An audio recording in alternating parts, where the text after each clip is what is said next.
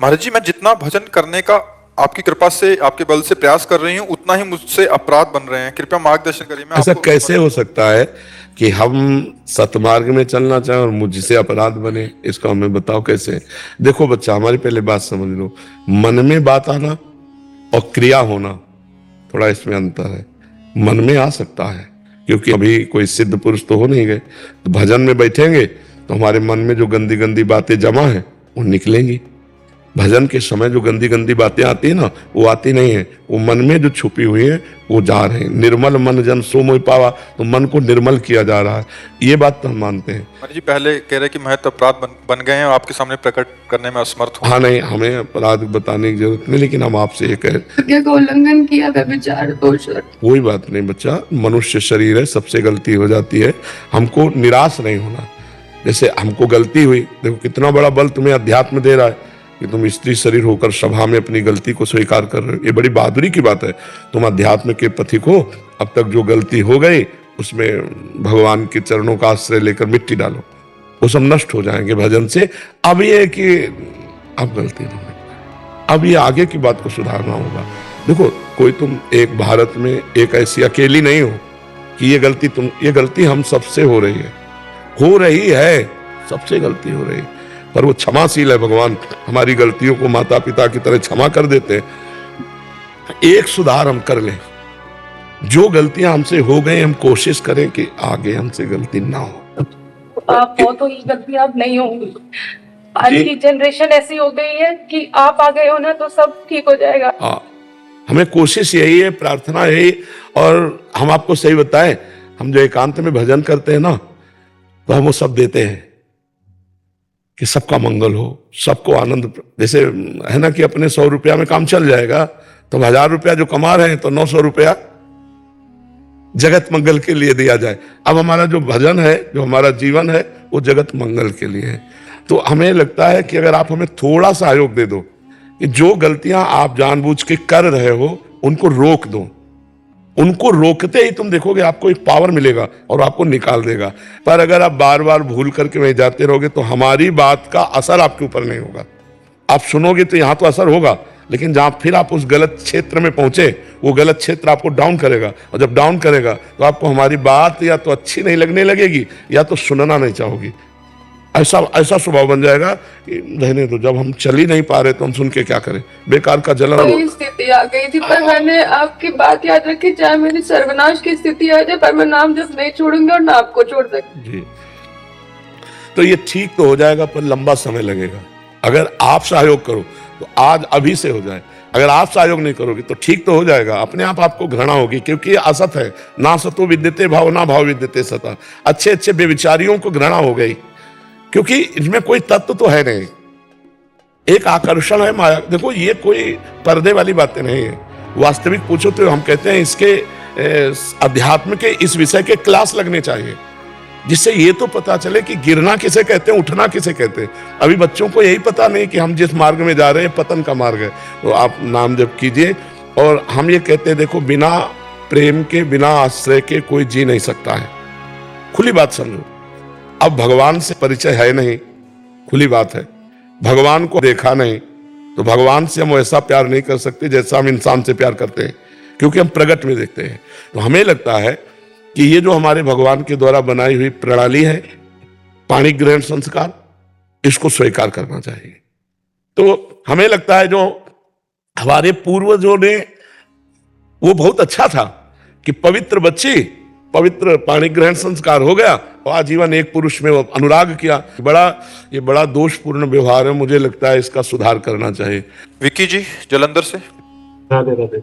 राधे राधे महाराज जी, आपके चरणों में कोटि कोटि प्रणाम। महाराज जी, आदमी जो पाप और पुण्य करता है और वो उन पापों से कैसे मुक्ति पा सकता है, इसका जवाब तो है नाम जप से। राधा राधा। जैसे अब मेरी आयु 50 वर्ष की हो गई है, आगे जो भी समय या जितनी भी आयु है, बस नाम जप से उतना उधार खत्म हो जाएगा या कुछ और भी एक्स्ट्रा करना पड़ेगा? अनेक जन्मों का खत्म हो जाएगा, इसी जन्म का ही नहीं, अनेक जन्मों का खत्म हो जाएगा। नाम संकीर्तनम यस्य सर्व पाप प्रणाशनम। समस्त पापों का, जो समस्त में पूरे पीछे के तक जो संचित है, तभी भगवत प्राप्ति होती है। अगर संचित बचे रहे तो फिर जन्म होगा। इस जन्म का हिसाब नहीं, अनेक जन्मों का हिसाब है। अनेक जन्मार्जित पाप जितने हो सब भस्म हो जाएंगे भगवान नाम जप से। बस लगन लगा करके हर श्वास में नाम जप करते रहो, तुम्हें चिंता नहीं करनी, अपने आप सब ठीक हो। लेकिन जो प्रारब्ध बन चुका है वो भोग आएगा, समझ रहे ना। हमारे शरीर रचना के समय जो प्रारब्ध रचना इस शरीर की हुई कि 55 वर्ष में ये घटना घटेगी, 56 वर्ष में ये भोग होगा, 60 में ये वो आएगा। नाम जप करते हुए भी आएगा, क्योंकि वो नाम जप अब कर रहे हैं और ये पिछली खेती है, उसको हमें धैर्यपूर्वक भोग लेना है। बड़े बड़े संतों के जीवन में देखा जाता है, बड़े भजनानंदी, लेकिन उनको कष्ट है, तो कष्ट वो पूर्व का किया हुआ पाप है जो उनको भगवत प्राप्ति में बाधा पहुंचा रहा है। आगे जो उनका जीवन है वो परम पवित्र है, परम निर्मल है, तो ना दुख है ना सुख है, ऐसे महाप्रसन्नता आनंद को प्राप्त होंगे। तो आप विश्वास कीजिए, भगवान के नाम में अपार सामर्थ्य है। वो पहाड़ जैसे पाप को भी नष्ट करने के लिए रुई जैसे पहाड़ के रुई जमा और एक दिया सलाई लगाई भस्म हो गई, ऐसे भगवान के नाम की अपार सामर्थ्य है। केवल इसी जन्म का आप देखो, अगर एक क्रिया का दंड देखो तो पूरा जीवन बर्बाद हो जाए। ऐसी हजारों लाखों करोड़ों क्रियाएं हमारी हैं जो दबी हुई हैं, उनको हमें अब आग लगाना है। नहीं, वो दंड देने के लिए उतावली होकर जब आ जाएंगे तब आग नहीं लगा पाएंगे। हाँ, पहले जो किए हुए जमा है अब उनको अभी भस्म कर सकते हो, क्योंकि अभी तैयार नहीं हुई आपको दंड देने के लिए। दंड बिल्कुल निर्धारित हो गया, अब भोगना पड़ेगा। तो जैसे प्रारब्ध है शरीर का, वो तो निर्धारित हो चुका है, तो उसे भोगना पड़ेगा, कोई नहीं काट सकता।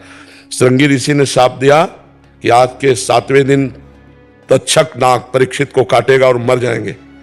तो परमहंस श्रोमणी सुखदेव जी ने भागवत सुनाया 7 दिन, उस श्राप को नहीं काट पाए, उस प्रारब्ध को नहीं काटा। भागवत सुनाकर उनको मुक्त कर दिया, लेकिन सांप आया 7वें दिन और उनको काटा। इसका मतलब प्रारब्ध भोग बड़े बड़े ऋषि भी नहीं मिटा सकते, वो भोगना पड़ेगा। पाप कर्म जो पीछे के जमा वो नष्ट हो जाएंगे। आगे हम सावधान हो गए हैं, नाम जप कर रहे हैं, तो आगे हम गलती करेंगे नहीं। तो हमें ये जरूर ध्यान रखना चाहिए कि प्रारब्ध भोग भोगना पड़ेगा, नहीं तो अभी आप नाम जप करेंगे कोई कष्ट आ जाएगा तो कि ये कष्ट क्यों आ गया, ये पहले से निर्धारित हो चुका है। अब जो आपकी गोदाम जमा है उसमें आग लग जाएगा, तो आगे आपके जो सफाई पूर्ण कर्म हो रहे हैं ये बंधन कारक होंगे नहीं, और भगवान की कृपा से इसी जन्म में सब काम बन जाएगा। बस नाम जप करते रहिए, नाम न छोड़िए, बस इतना कर लीजिए। शिवम जायसवाल जी, मध्य प्रदेश। जय श्री महाकाल, जय श्री राधे। राधे राधे महाराज जी। महाराज जी, आपके चरणों में कोटि कोटि प्रणाम। महाराज जी, आपके द्वारा भगवान नाम की जो महिमा सुनी है, नाम जब से ये लोक और परलोक दोनों में जो चाहो प्राप्त हो सकता है, और अन्य प्रसंग में सुना है कि राई घटे ना तिल बढ़े। महाराज जी, मेरे को नाम में पूरी श्रद्धा है, कृपया मेरे मन को संशय निवृत्त। अभी आप सुना कि नहीं सुना? इस प्रश्न का उत्तर इसमें छुपा हुआ है कि नहीं छुपा? हाँ, यही बात समझाना, इसीलिए पहले से समझा दिया कि राई घटे न तिल बढ़े, यह है प्रारब्ध। और निशंक होकर नाम जप करो, उसको इससे न जोड़ो, ये विवेक होगा। तो ये विवेक से आपको चलना होगा कि नाम में अपार बल है, लोक परलोक के सारे सुख देता है, पर प्रारब्ध को मिटाना नहीं है। ब्रह्मास्त्र का प्रयोग मच्छर मारने के लिए नहीं करना, उसे भोग लेना है। जैसे देखो, भगवान की शरण में है, बड़े आनंद से प्रारब्ध भोग रहा है, आनंद से। हमारी क्या सामर्थ्य थी? हमारी तो सामर्थ्य 1800 रुपया महीना दवा की भी नहीं थी एक समय। ये भगवान की व्यवस्था, ये नाम भगवान का प्रताप है। उन्होंने दिखा दिया कि एक क्षेत्र वो है और एक क्षेत्र ये है। जाते जाते अंतिम फिल्म का सीन जो है वो दिखा दिया कि मेरा दास अनाथ नहीं होता। और जितनी बड़ी व्यवस्था देखो सब चल रही, बिना मांगे चल रही। अन मांगे आगे आवेगो, जेव पल लागे पल को। बिना मांगे व्यवस्था भगवान, ये नाम का ही तो प्रताप है। हम आपसे बात कर रहे हैं, नाम के प्रताप से कर रहे हैं। अगर नाम का प्रताप ना हो तो किडनी फेलियर, प्रसंग, सत्संग, प्रश्नोत्तर, ये सब नहीं हो सकता। अच्छे स्वस्थ आदमी की दिनचर्या ऐसी नहीं है जैसी हमारी दिनचर्या है। 12 बजे रात्रि के जग करके पूरी सब, ये स्वस्थ शरीर में भी मतलब कठिन पड़ेगा, और यहाँ स्वस्थ शरीर से भगवान करा रहे, तो नाम का प्रताप नहीं है जी। ब्रजमोहन जी, वृंदावन से। जी जय जय। आपके मुख पर बढ़ती हुई सूजन एवं कांति मन में भय उत्पन्न करती है। मेरे पिताश्री को भी यही रोग था। आप में लाडलीजू की वो सामर्थ्य है कि इस शरीर को इच्छानुसार धारण कर सकें। अपने लाखों भक्तों के हेतु एवं अन्य जीवों के उद्धार हेतु इस शरीर को धारण करे रखें। नहीं, अगर श्री जी को करवाना है तो ऐसे भी चला सकती है, अगर नहीं करवाना है तो देखो, एक दिन सबका शरीर पूरा होता है। तो अपने शरीर का निमित्त बन गया है किडनी। तो पहले तो सूजन नहीं आती थी, अब धीरे धीरे वो मतलब और डाउन होती जा रही, और सूजन आनी शुरू हो गई, धीरे धीरे और परेशानी आएंगी। तो 18 वर्ष तो ऐसे कट गए, हो सकता है कितने समय और ऐसे कटवा दे, उन्हीं के खेल की बात है। अच्छा, इसका कोई उपाय नहीं है। अगर हमारी आयु इस वर्ष में पूरी होनी है तो आप चाहे दुनिया की किडनी लगवा दो, इसी वर्ष में पूरी हो जाएगी। अगर आयु हमारी 20 वर्ष अभी चलना है तो ऐसे लगड़ते झगड़ते ऐसे पार होती चली जाएगी। तो भगवान की कृपा। अच्छा, हम इच्छा क्यों करें? इच्छा ना करने के लिए तुम बाबा जी बने, इच्छा मिटाने के लिए तुम बाबा जी बने। भगवान से भी इच्छा क्यों करें? जीने की इच्छा क्यों करें? मान लो लाखों का कल्याण हो रहा है तो आपका काम हो रहा है ना, तो ये आपका काम है कि इस पार्षद को यहां कितने दिन रखना हो, आपकी जिम्मेवारी है। आपको लगता है ट्रांसफर, तो करो ट्रांसफर, यहां से ट्रांसफर करेंगे, निकुंज में पहुंच जाएंगे। अगर आपको यहां रखना तो यहां रखिए, हम राजी हैं उसी में जिसमें तेरी रजा है। जोई जोई प्यारो कर सोई मोहि भावे, जिसमें आपकी राजी उसी में हम राजी। हमको ये सेवा यहां मिल रही, यहां से हटा दोगे वहां सेवा करने लगे, हमारा काम सेवा है, हम सेवा करें। जैसे ऐसे भी कष्ट में भगवान हमको ऐसे रखे, कितनी बड़ी कृपा है आप सबको। हम आनंदित रहते हैं, हम कभी 1 मिनट भी किडनी बीमारी में नहीं टिकते, 1 मिनट भी। एकांत हुए तो आप फट से हटे हम अपने शरीर से और अपने श्री जी में लगे। यहाँ है तो सत्संग में एकांतिक में बुद्धि लगी है, और जहां अलग हुए तो फट से श्री जी में लगा दिया, तो समय कट रहा है। अब शरीर की जो हालत है वो तो होगी ना, शरीर की हालत तो होगी, अब ये बीमारी है तो भोगना पड़ेगा जी। रीना जी हरियाणा से। राधे राधे। महाराज जी आपके चरणों में कोटि कोटि प्रणाम। महाराज जी आपने नए भारतवर्ष का निर्माण कर दिया है। आज हम नहीं, नए भारतवर्ष का नहीं, पुरानी जो भारत की पद्धति है ऋषियों वाली, जो सत्य सनातन मार्ग है, उसी की जूठन हम आप लोगों को सुनाते हैं। तो हम अपने स्वरूप को भूल गए, अपने कल्चर को भूल गए, अपनी रहनी को भूल गए हैं। वही रहनी हम आपको बता रहे हैं, उसी में सुख शांति है। कल एक बहन आई थी, वो रो रही थी, कहती हमारा पति दूसरी स्त्री को लाके ऐसा ऐसा और हम हमसे बात नहीं करता। ये क्या है? ये हमारा भारतीय कल्चर थोड़ी, हमारे भारतीय ये रहनी थोड़ी है। ये जो अब चला है ना, ये बहुत गंदा गृहस्थी के लिए बहुत गंदा है। बॉयफ्रेंड गर्लफ्रेंड ये बहुत गंदा है। अब सोचो वो स्त्री जिसका ब्याह उसके साथ हो गया, वो देख रहे मेरा पति किसी और से ऐसा प्यार करता है, वो पूरे जीवन जलती रहेगी। कैसा मतलब समाज हमारा बिगड़ता चला जा रहा है। अगर वही प्रेम अपनी पत्नी से करे तो कितना बढ़िया समाज हो जाए। तो वही समाज की भावना को अपनी ऋषि परंपरा, जो गुरु परंपरा, जो हमारी सनातन परंपरा है, उसी का दर्शन कराते हैं कि आप लोग उसी में सुखी रहेंगे। तो हमें लगता है अगर धर्म से चला जाए तो हम सब सुखी रहेंगे। तो वही हम चर्चा शास्त्रों की, संतों की और अपनी अनुभूति की आपको सुनाते हैं, जो आप पकड़ लेते हैं तो आपका मंगल हो रहा है। देखो आपको शांति मिल रही, आपको अच्छा लग रहा है। प्यार में सुख है, बेविचार में थोड़ी सुख है। जैसे आपसे प्यार है तो फिर उसमें सुख है। ये कौन सा प्यार है? आज इसके साथ फिर ब्रेकअप, कल उसके साथ फिर ब्रेकअप, ये बेविचार है, प्यार थोड़ी है। प्यार तो होता है कि एक को हमने स्वीकार कर लिया, क्योंकि भगवान की लीला ऐसी है। तो स्त्री हो या पुरुष, एक को स्वीकार कर लिया, आजीवन एक में ही बने रहे, तब तो भाई तुम्हारा प्यार सार्थक है। ये जो आजकल हम इस बात पे नहीं जाते कि प्यार ना करे। मनुष्य जीवन मिला, बिना प्यार के रह ही नहीं सकते हो। तो प्यार करो, लेकिन सोच समझ के, माता पिता के अनुकूल होकर, और एक से प्यार करो और आजीवन प्यार करो, तब तो प्यार। ये क्या ब्रेकअप क्या? तो फिर ब्याह हुआ तो जैसे वहां बॉयफ्रेंड से ब्रेकअप, ऐसे पति से ब्रेकअप। पति से ब्रेकअप को क्या कहते हैं अंग्रेजी में? डिवोर्स। हाँ, कितना गंदा जीवन यार। थोड़ा तो लज्जा आनी चाहिए, शर्म आनी चाहिए। ये अपनी भारतीय संस्कृति है, लोग इसको नहीं समझते हैं। तो उसी को हमारा प्रयास, हमारे भगवान की तरफ से प्रेरणा कि आप लोग सुधरो प्यार में। जैसे हम आपसे दोस्ती करें तो आपको देख के सुख मिलेगा। अब दोस्ती स्वार्थ रहित हो तब तो प्रेम हो। जब स्वार्थ है तो वासना है, प्रेम होता नहीं। और वासना में फिर दुर्गति ही होती है।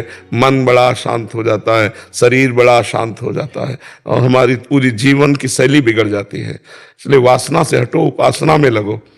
अधर्म से हटो, धर्म में लगो। ये अंधकार में खेल है, इसमें कभी तृप्ति नहीं हो सकती। सत्य से चलो तो तुम्हारी पूजा हो जाएगी। वो तुम्हारी पूजा, वही काम पूजा बन जाएगा। जैसे गृहस्थी में और आप अपने एक पत्नी से भाव रखते हैं और संतान उत्पन्न, वही भगवान की पूजा हो गई, वही धर्म हो गया। और उसी को दूसरे के प्रति करो तो अधर्म हो जाएगा।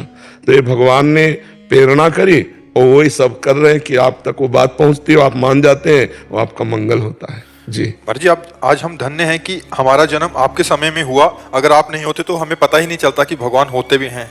मतलब गुरुदेव, इनका एक प्रश्न है कि अगर आत्मा को उसके कर्मों का दंड स्वर्ग नरक में मिल जाता है तो फिर दोबारा जन्म में उसके कर्मों का हिसाब क्यों भोगना पड़ता है? आपने कभी इसमें देखा है अपनी भारतीय कानून व्यवस्था में कि उसे 20 साल की सजा और 1 लाख का जुर्माना दिया जाता है, दिया जाता है ना?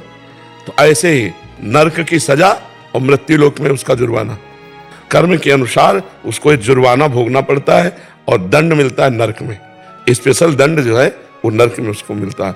कुछ बचा खुचा जो जुर्माना है वो यहाँ मिलता है, यहाँ दंड पूरा नहीं मिलता है, पूरा दंड तो नरक में मिलता है। नरकों का वर्णन पढ़ो तो होश खराब हो जाएंगे कि कभी पाप नहीं करेंगे। ये जो शराब पीते हैं ना, गलाया हुआ लोहा उनको पिलाया जाता है। ऐसा नहीं कि आप यहाँ मनमानी आचरण कर सको, भेजे गए हो तो बिल्कुल आप भगवान की नजर में हो, जो कर रहे हो भगवान देख रहे हैं, जो कर रहे हो उसका तुम्हें दंड अवश्य मिलेगा।